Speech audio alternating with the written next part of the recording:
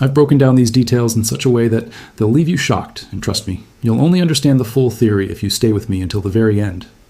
Today, I'm diving into one of the most fascinating mysteries from Avengers Endgame. We all remember the tears, the cheers, and the overwhelming emotions that came when Steve Rogers passed on his shield to Sam Wilson. But hidden inside that ending is a question that no one has fully answered. Why didn't Captain America return the way everyone expected? Why didn't he reappear on the time machine platform like the others did, but instead show up calmly sitting on a bench, old and at peace? That small choice by the filmmakers is not random, and I put together a theory that reshapes how we see Cap's ending. Welcome back to MovieCast, and today I'm breaking down this hidden detail in a way you've never heard before. Now, before we dive deep into this theory, let's take a quick step back and remember the setup. At the end of Endgame, Steve Rogers was chosen for one final mission, to return the Infinity Stones to the exact moments in time where the Avengers had borrowed them. Without doing that, the multiverse would splinter apart, and all the realities the team had touched would fall into chaos. So Steve, carrying Mjolnir and the case of stones, traveled into the quantum realm. Bruce Banner, Sam Wilson, and Bucky Barnes were waiting at the platform, watching the timer tick by. They expected Cap to return after just a few seconds in their timeline, but when the countdown ended, the platform was empty. No Cap. For a brief moment, we thought something had gone wrong. Then, Bucky turned his head, and there he was. Old Steve Rogers, sitting silently on a bench, calm as though he had been waiting his whole life for this exact moment. The scene is emotional, but the logistics of it, they don't add up unless you look closer. See, the entire time heist hinged on one critical resource, Pym particles. These red vials, developed by Hank Pym, are the fuel that allows a person to shrink down into the quantum realm and travel across different timelines. But here's the catch. Each vial has a strict limit. One particle means you can make a single round trip, one jump forward, one jump back, that's it. And the movie actually shows us how carefully the Avengers had to ration these particles. Remember when Scott Lang panicked because they had so few left? Every jump had to be planned with surgical precision, which leads me to something crucial. Steve Rogers didn't have an unlimited supply of Pym particles. He had just enough to complete his mission. And maybe, just maybe, one final choice. So, let's do some math together. Back in 1970, during the mission to S.H.I.E.L.D.'s base, Steve and Tony were forced to grab extra Pym particles to make it home. That's where this entire mystery begins. Each of them secured one vial. That meant Steve had 4 extra jumps. Add that to the supply from the original mission, and he ended up with a total that allowed him to complete the stone returns. But when you count every single stop, New York 2012, Asgard 2013, Morag 2014, Vormir, and then the return to 1970 to restore the Tesseract, the math becomes razor thin. Cap wasn't operating with endless flexibility. He had exactly enough to return the stones, and then just one final choice left. Now here's where the emotional core of the theory really starts to unfold. Steve's journey has always been about sacrifice. From the moment he dove into the ice in the first Avenger, he's been a man defined by giving up his personal life for the greater good. But Endgame flipped that on its head. When Cap had one last jump in his pocket, he faced a decision that no one else could truly understand. Return to the machine where his friends were waiting, or take that final Pym particle and go to the one person he had always longed for, Peggy Carter. And as we all saw, Steve finally chose himself. For once, he chose love. That decision explains why he never reappeared on the platform, because the truth is, he couldn't. He had no particles left to get back. Instead, he lived his life fully with Peggy, and only returned when time itself brought him back to the bench where his friends would one day be waiting. But before we get too far ahead of ourselves, let's slow down and break this moment apart, step by step. Because the brilliance of this theory doesn't just lie in the math of Pym particles, it's also about how the film subtly hints at this choice without ever spelling it out. And once you see the breadcrumbs, you'll realize the Russo brothers were hiding this answer in plain sight the entire time. When you think about it, the filmmakers deliberately left Steve's return off-screen for a reason. If they had wanted to show him materializing back on the time platform, they could have.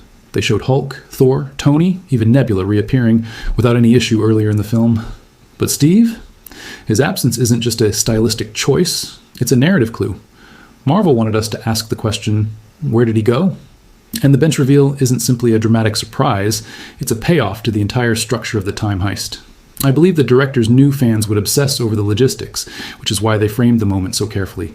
Notice how Bucky, of all people, is the one who sees Steve first. That's not an accident.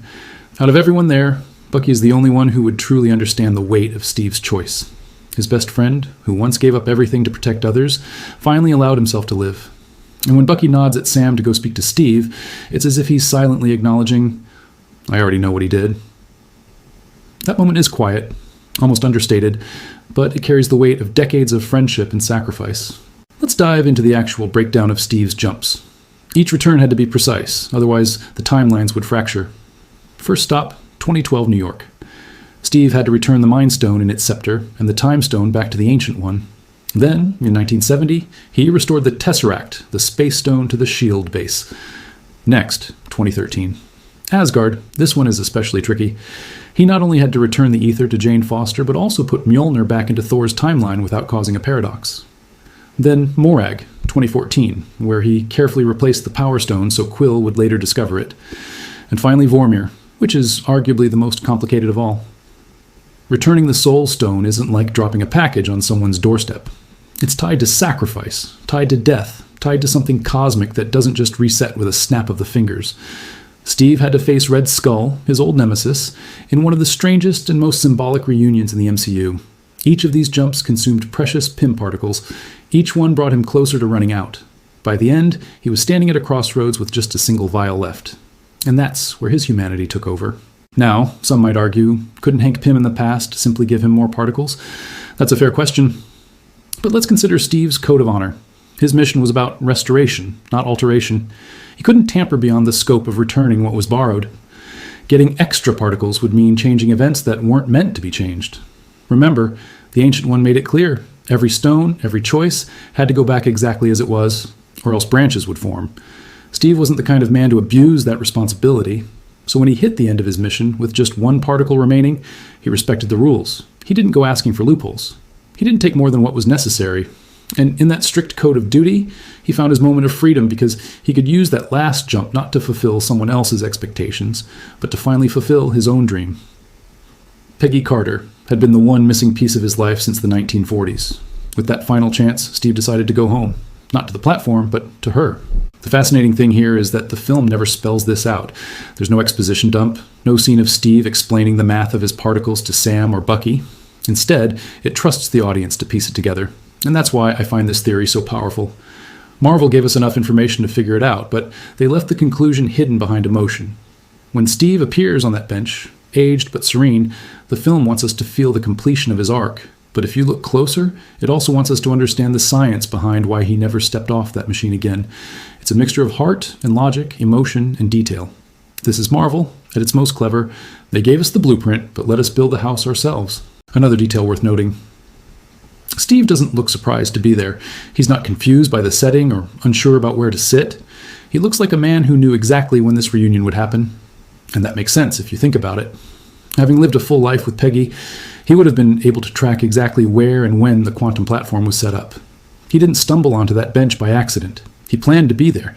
He wanted to close his story on his terms, at the right time, in the right place, for the right people to see. That's why his demeanor is so calm. It's not the confusion of a man randomly displaced by time. It's the peace of a man who finally had the chance to decide his ending. And here's another layer that makes this theory so profound. Steve didn't just leave behind his role as Captain America, he passed it on. He gave Sam the shield, a symbol not of himself anymore, but of legacy. And by appearing on the bench instead of the machine, he sent a message. The story is no longer about the mechanics of time travel. It's about the choice of who carries the mantle. His final act wasn't about particles, platforms, or missions. It was about people. By choosing the bench reveal, Marvel visually separated Steve from the science of the mission and tied him instead to the emotion of succession. He isn't the soldier anymore. He's the mentor, the elder, the man who lived. And that's why the shot is burned into our memories, because it says so much more than a simple mission complete. One of the most haunting stops on Steve's journey is Vormir. Think about it. The Soul Stone isn't just a rock you can drop off like a library book. To get it in the first place, Natasha had to sacrifice her life. Clint had to watch it happen. The Ancient One explained how every stone creates stability in its timeline, but how do you return something that's permanently tied to a death? That's the paradox Steve had to face when he arrived on Vormir. And who was waiting there? The Red Skull.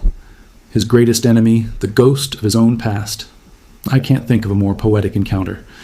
Imagine Steve stepping onto that cliff, holding the glowing orange stone only to see the man he fought in the 1940s standing before him, cursed as a wraith bound to the Soul Stone.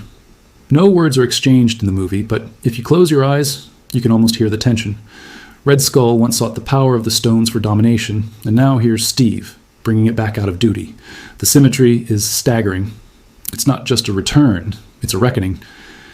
I believe this moment marked a turning point for Steve, realizing that his mission was not only about fixing timelines, but also about facing ghosts of his past before finally moving forward. Now let's connect that with Peggy Carter. When Steve decided to take that final leap back to her, it wasn't a spur-of-the-moment whim. It was a culmination of every lesson he'd learned. Returning the stones showed him what duty had cost. Natasha's sacrifice on Vormir, Tony's sacrifice on the battlefield, and his own decades of lost time. So when he held that last Pym particle, he knew exactly what it meant. He could spend it returning to the machine, back to the soldier's life, always giving, always sacrificing.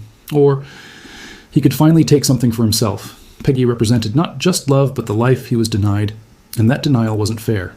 After all the battles, after carrying the weight of the shield and the country, didn't he deserve one moment of selfishness? That's why his choice feels so satisfying.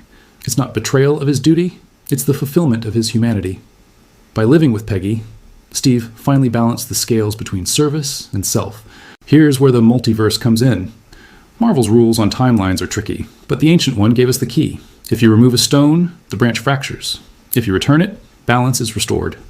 Steve didn't create chaos by returning the stones, but by staying with Peggy, he absolutely branched off into a new reality. And that's what makes his ending so genius. He lived a full life in a timeline where he was simply Steve Rogers, husband, maybe father, not Captain America. That branch wasn't destroyed, it was his home. But when he reappeared on that bench in our main timeline, it suggests something incredible. Either Steve found a way to cross realities after his life ended, or the MCU is telling us that timelines are more interconnected than we think. That single bench moment opens the door to everything we're now seeing in the multiverse saga, from Loki's TVA to Kang to Doctor Strange, in the multiverse of madness. In other words, Steve's decision didn't just close his story, it cracked the door for the MCU's next phase. I also want to point out how beautifully this ties back to Steve's character arc. From the first Avenger onward, Steve's mantra was, "I can do this all day." He kept fighting, no matter how hard, no matter the odds. But at the end of Endgame, he no longer needed to say it, because for the first time he didn't have to do it all day. He got to rest. And that rest came not in death, like Tony, but in life. By choosing Peggy, Steve rewrote his own ending. That's why the shot of them dancing in the living room is so powerful. It's not just fan service, it's the emotional payoff of an entire franchise. We finally see the dance that was promised decades earlier, and it's earned. He earned it with every battle scar, every sacrifice, every loss. That's why the bench reveal works so perfectly. It confirms that he got that life. When we see him old, he's not bitter, not broken, not weighed down by regret. He's content. That's the kind of ending only someone who lived fully could display. And yet, there's a subtle tragedy in this theory that makes it even richer. By staying with Peggy, Steve chose a life where he was not present for major events. He wasn't there when the Winter Soldier program resurfaced. He wasn't there when the Battle of New York happened. He wasn't there to stand beside his friends in their darkest hours. That's the price of his choice. Someone else must have carried the shield in that reality, or maybe the world unfolded differently altogether. Either way, Steve accepted that trade. He accepted that his happiness would come at the cost of absence in battles he might have otherwise fought. That makes his decision even braver, in my eyes, because he finally allowed himself to let go of responsibility. He trusted the world to survive without him. For a man defined by never sitting out, that's the most radical act of all. Now, if we think about Bucky's reaction on the platform, it starts to make even more sense. He doesn't panic when Steve doesn't come back on the machine. He doesn't shout or demand answers. Instead, he calmly turns his head, as if he already suspected what Steve had done. Bucky knew him too well. Maybe Steve even told him before the mission. That silent understanding is what makes their final moments so emotional. Bucky doesn't fight Steve's choice. He respects it. He gives space for Sam to step forward and receive the shield. It's almost as if Steve orchestrated his goodbye with precision. One last mission, but this time not for the Avengers, not for the world, but for himself. The more I think about it, the more I realize Steve's bench moment wasn't just about him. It was about what Captain America as a symbol means going forward. Remember, the shield has always carried weight beyond its vibranium.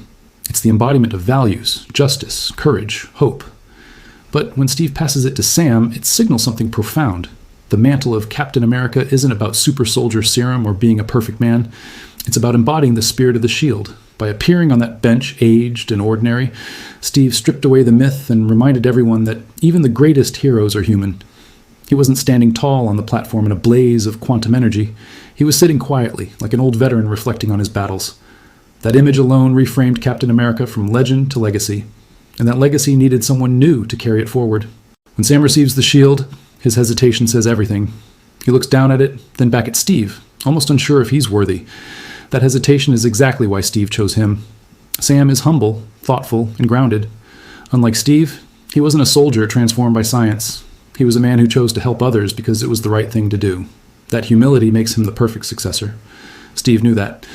And by sitting on the bench rather than stepping off the platform, Steve created a transition, not of spectacle, but of intimacy. It wasn't a handoff in front of crowds, governments, or armies. It was personal, quiet, heartfelt. The shield didn't need a battlefield transfer. It needed a blessing. And Steve gave that blessing in the most human way possible, as a friend, as a mentor, as someone who had finally lived enough to know what truly mattered. What fascinates me is how this moment reshapes our perception of happy endings in superhero stories. Usually, heroes either die in glory or ride off into the sunset with unfinished business. But Steve got something rare, a complete arc. He fought, he lost, he sacrificed, and then he rested. He didn't vanish into obscurity or die in battle. He aged like any ordinary man. That's almost unheard of in superhero cinema, and that makes it revolutionary. By giving Steve a mortal ending, Marvel emphasized that even the strongest symbol eventually passes on. It tells us no one, not even Captain America, is eternal. But the ideals he stood for, those can outlive him, and in passing the shield, he made sure they would. If we examine the symbolism further, the bench itself becomes important. Why a bench? Why not Steve appearing at Avengers HQs or back at his apartment or in a more dramatic reveal? A bench is simple, grounded, almost mundane. It's the kind of place where anyone, soldier or civilian, might sit to enjoy the peace of a quiet day. That simplicity is the point. Steve didn't return as a superhero. He returned as a man. A bench in a park represents rest, reflection, closure. It's the physical embodiment of his journey. He's no longer standing in formation, waiting for the next fight. He's sitting down, finally at peace. And that imagery resonates because it contrasts so sharply with the man we met in the 1940s. Back then, Steve never sat still, always charging forward. On that bench, he finally allowed himself to stop. Another angle worth exploring is how Steve's decision resonates with Tony Stark's ending. Tony chose sacrifice, snapping his fingers to save the universe, knowing it would kill him. Steve chose life, stepping away from the fight to live out his years with Peggy. Two leaders, two best friends, two opposite yet complementary endings. Tony's arc was about learning selflessness after a life of ego. Steve's arc was about learning selfishness in the best sense after a life of sacrifice. Both found balance in their final choices. And by pairing these endings in the same film, Marvel gave us not just closure for two characters, but a thematic mirror. One gave everything to the fight, the other gave himself permission to leave it. Together, they created the most powerful conclusion in the MCU. And here's something that really hit me. Steve sitting on that bench is also a reminder of time's inevitability. The entire saga of the Infinity Stones is about controlling time, space, reality, power, soul, and mind. The Avengers fought gods and titans to bend the universe to their will, but in the end, time always wins. Steve didn't beat time, he surrendered to it. He let himself age, let the years pass, let his body slow down. That surrender is the most human thing possible. It tells us that no matter how many stones you hold, no matter how many battles you win, you can't outrun life. And in that acceptance, Steve found peace. He didn't fight time, he embraced it. Finally, let's look at how this moment was received by Bucky.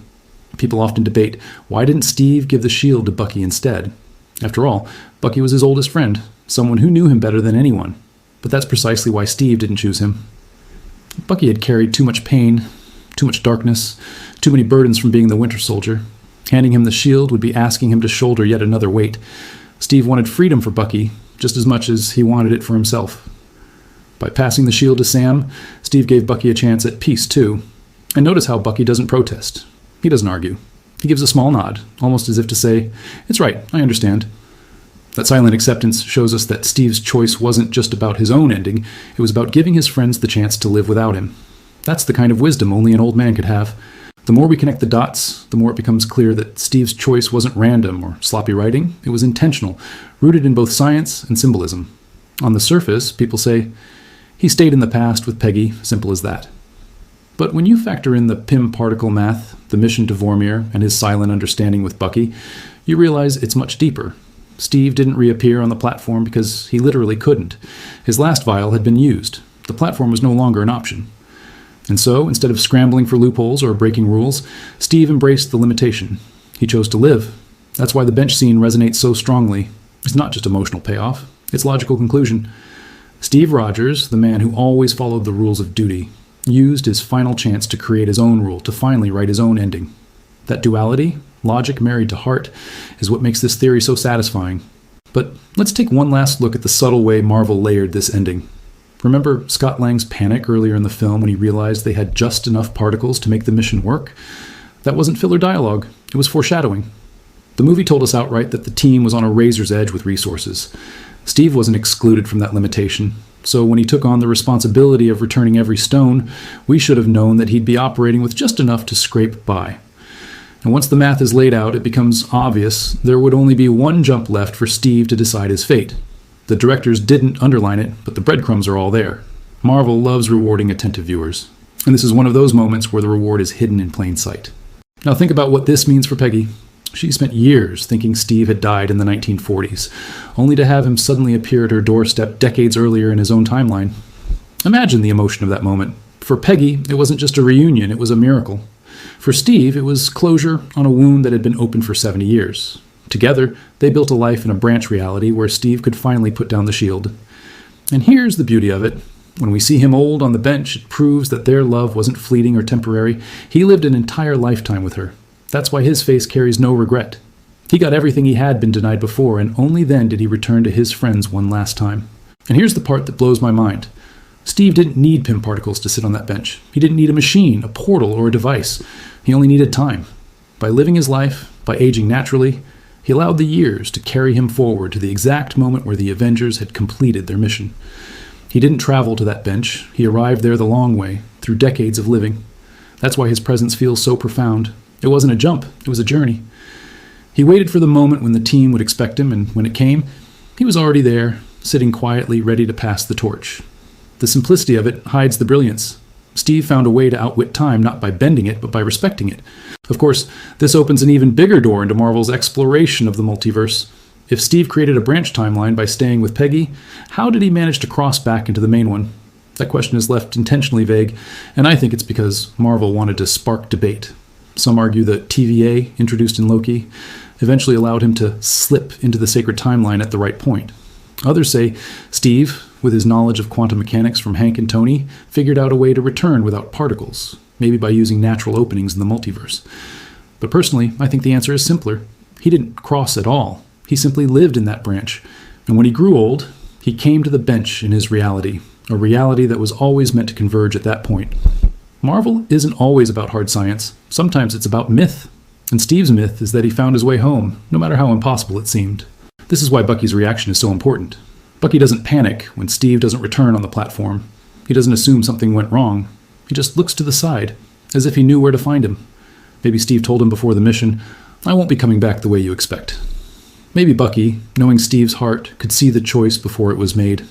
That small nod he gives Sam before approaching Steve says everything. Bucky already understood, and he approved. Their friendship transcended the rules of missions and duty. In that moment, Bucky accepted that Steve had earned his peace. It's one of the most powerful silent exchanges in the film, and when paired with a Pym particle logic, it makes perfect sense. The final piece of this puzzle is the shield itself. Steve didn't just hand it off randomly. He carried it with him all those years, kept it safe, and returned at the exact moment to pass it down. That shield, slightly different in design from the one we'd seen earlier, represents the blending of timelines.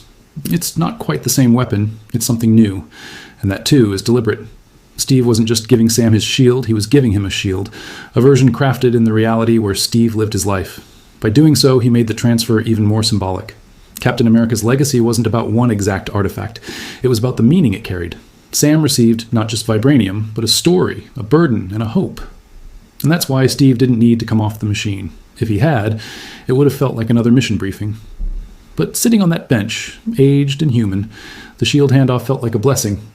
A legacy passed not from soldier to soldier, but from man to man. So here's the full picture. Steve Rogers had exactly enough Pym particles to complete his mission, and one final choice. He used that choice to return to Peggy Carter, living an entire life in a branch timeline where he found love, peace, and humanity. Because he had no particles left, he couldn't return via the quantum platform. Instead, he aged naturally, arriving at the bench not through science, but through time itself. His calm demeanor showed he had planned this reunion, and his conversation with Sam proved he had no regrets. The shield he passed was a symbol not of his continued fight, but of the end of it, a chance for someone new to carry the mantle. And in that quiet moment, Steve's story came full circle. From the skinny kid who wanted to help others, to the super soldier who carried the world, to the old man who finally put it down, his arc was complete. And maybe that's the real reason the scene feels so emotional. It's not just about closure for Steve or for Peggy or for Sam. It's closure for us. We, the audience, had followed this man for nearly a decade of films. We saw him run into battle, fight titans, carry burdens no human could carry. And then we saw him sit. For once, he didn't have to say, "I can do this all day." For once, he didn't have to fight. He could finally rest. And that message that even the greatest heroes deserve peace is why the bench reveal will always remain one of the most profound scenes in Marvel history. So if you ever wondered why Steve didn't step off that machine, why he chose the bench instead, remember this. It wasn't a mistake. It wasn't lazy writing. It was the perfect culmination of logic, love, and legacy. He didn't have the particles to come back the old way, but he had the courage to forge a new way. He used his last chance not to return to the fight, but to return to himself. And in doing so, he gave us one of the most beautiful endings in superhero cinema. Thank you for sticking with me through this breakdown. I know it was a long one, but theories like this deserve the full deep dive. If you enjoyed this, don't forget to hit, share this video with a friend who loves Marvel, and subscribe to MovieCast for more theories that dig beneath the surface. And if you really want to support the channel, consider dropping a super thanks. Even $20 goes a long way in helping me keep making these deep dive videos for you.